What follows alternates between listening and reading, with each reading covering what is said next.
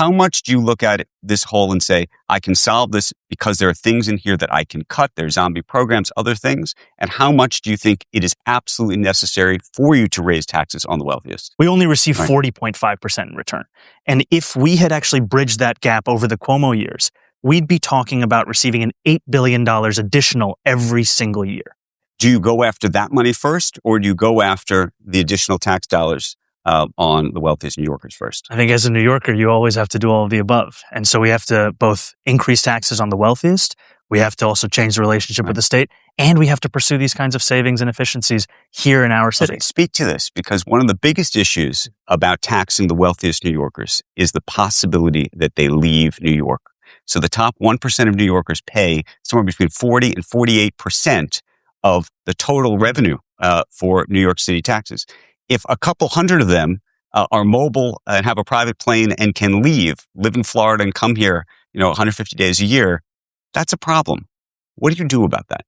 I think you get back to first the facts, because capital flight is always spoken about whenever we talk about the potential of increasing taxes on the wealthy. What we've seen is that since 2021, when New York State increased taxes on the wealthiest New Yorkers, the number of millionaires actually increased in this state.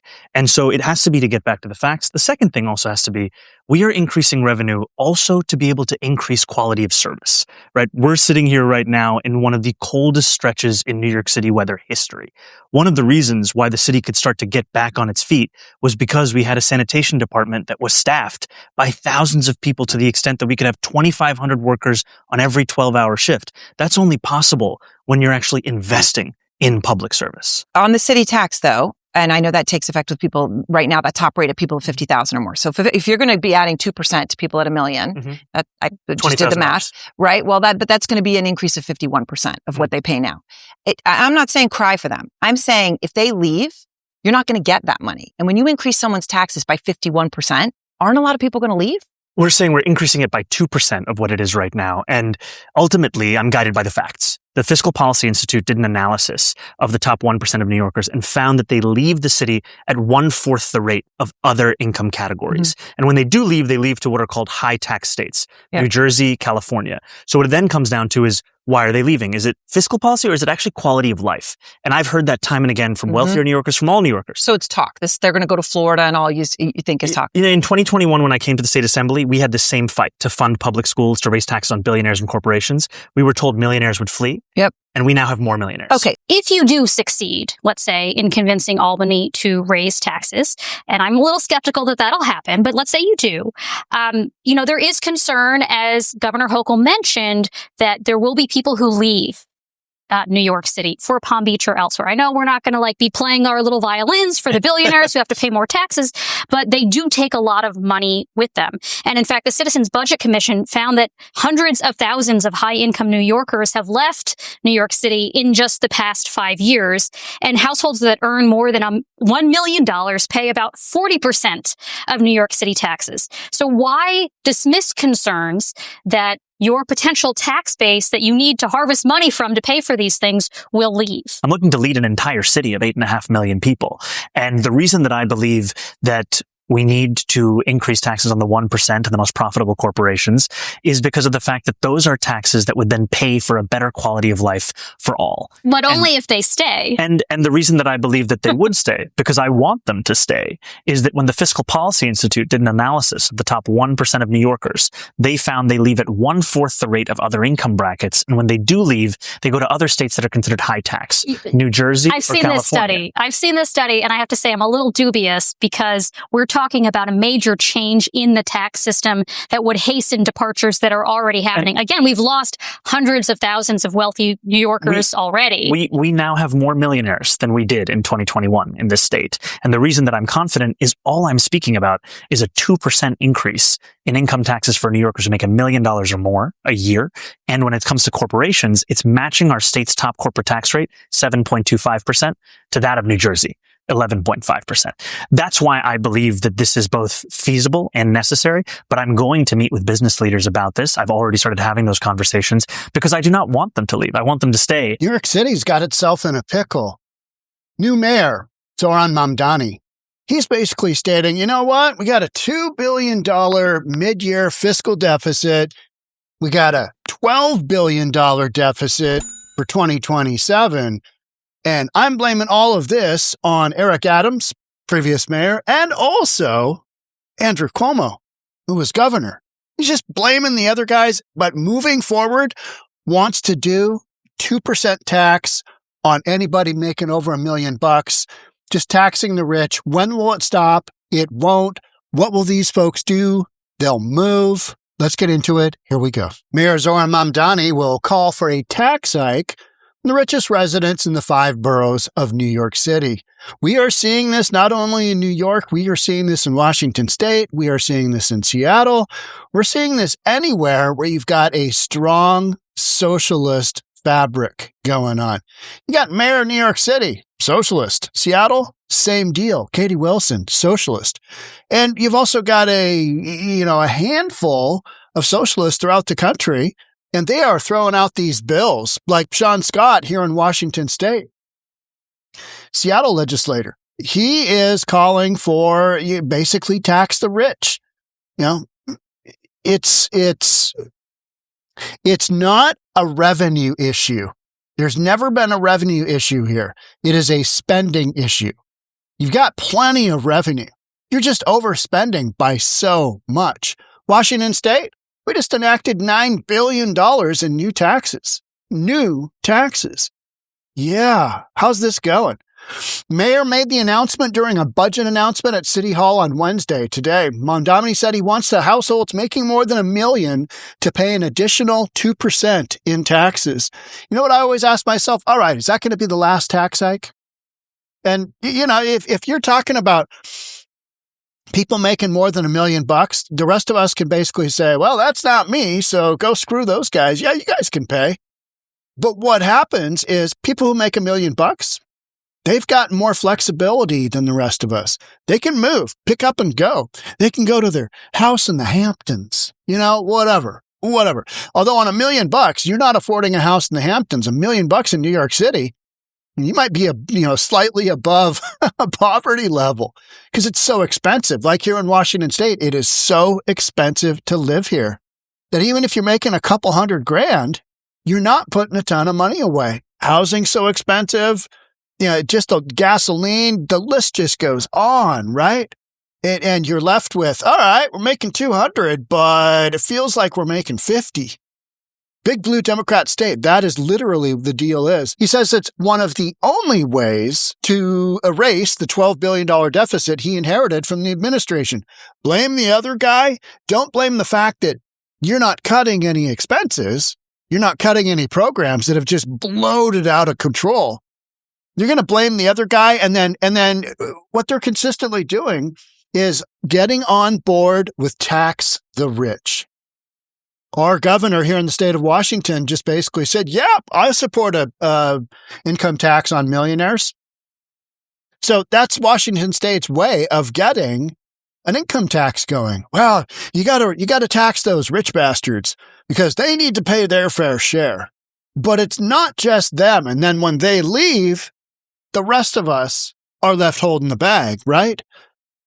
And the information about a study about how New York City millionaires leave at a quarter of the rate that other people do, really? Does that make sense? Does that honestly make sense? Maybe back when that study was done, but there is so much pressure now on moving forward.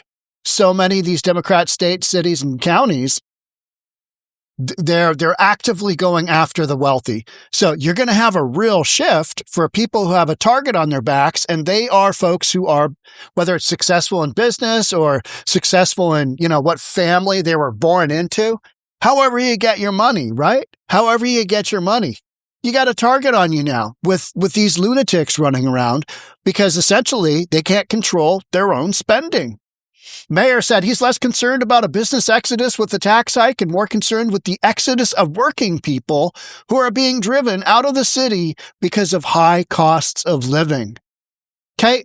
And you are hearing this consistently. You heard this from Sean Scott when the legislator here in Washington State, he said he is more concerned about a teacher leaving than he is a wealthy business person. The wealthy business person generates tax revenue, right? The teacher, important for learning. Okay, all right. But overall, big picture, revenue? No, teacher isn't creating revenue. The business owner is. It's pretty simple. So Mayor said he's less concerned about a business exodus. This is also super consistent with the socialist ideology. He is identifying with the working class people, right? The proletariat. It's insane. It's insane because it is counterintuitive to reality. It really is. Mamdani said housing and childcare costs are the top retention issues for employers. And you've got all of these socialists have run on campaigns of increasing affordability. How about here in Seattle? We have the highest appreciation of rent in the United States, 4-point-something%.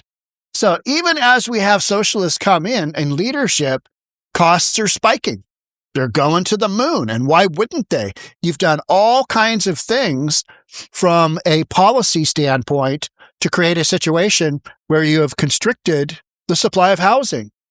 Now, Mamdani, he's going to constrict the supply of those providing revenue by basically, kicking out the millionaires and the billionaires. Just, hey, we're going to tax the F out of you. And what do you think's going to happen? Well, that study said they're going to stay.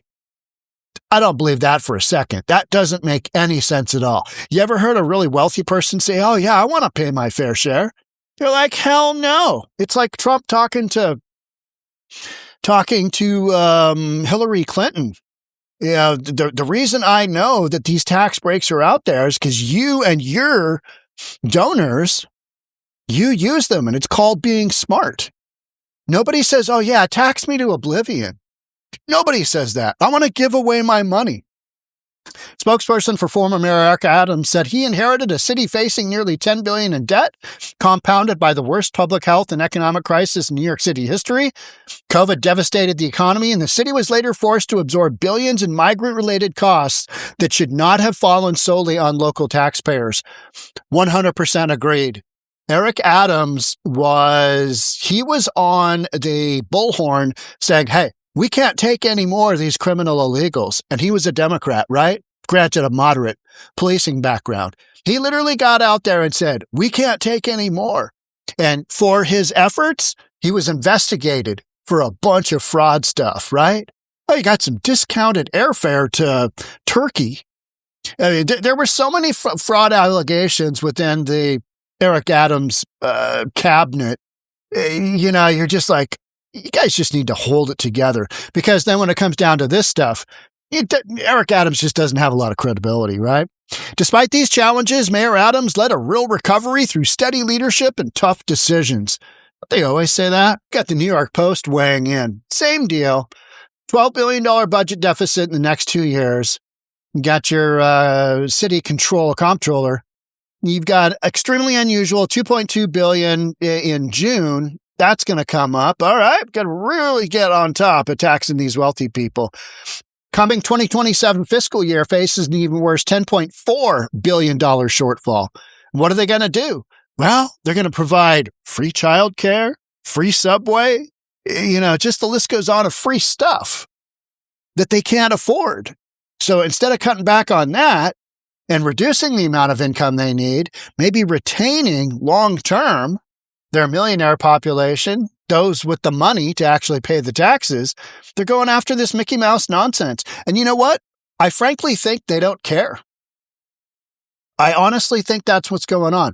They do not care. This is the game plan. Millionaires, wealthy people be damned. Small percentage of the population. We'll get them out of here anyway. And then we'll just absolutely screw to the hilt the middle class and lower class of the population. That's what they're doing. That is the game plan. Anything else that you're basically watching is talk. It's just a bunch of nonsense. This wasn't caused by a bad economy. It's the result of budget decisions from the previous administration that we must now deal with. All right. Mamdani is poised to deliver his first budget plan as mayor by February. His ambitious agenda ultimately promises $10 billion in freebies, universal childcare, free buses. Not happening. Largely relying on hypothetical state funding from higher taxes on the wealthy. That is how he has said he is going to fund all of this ridiculous nonsense. And it doesn't make the quality of life better for basic New Yorkers, because say you get some free buses. Okay. At what cost? What additional taxes are individual taxpayers having to cough up to make this happen?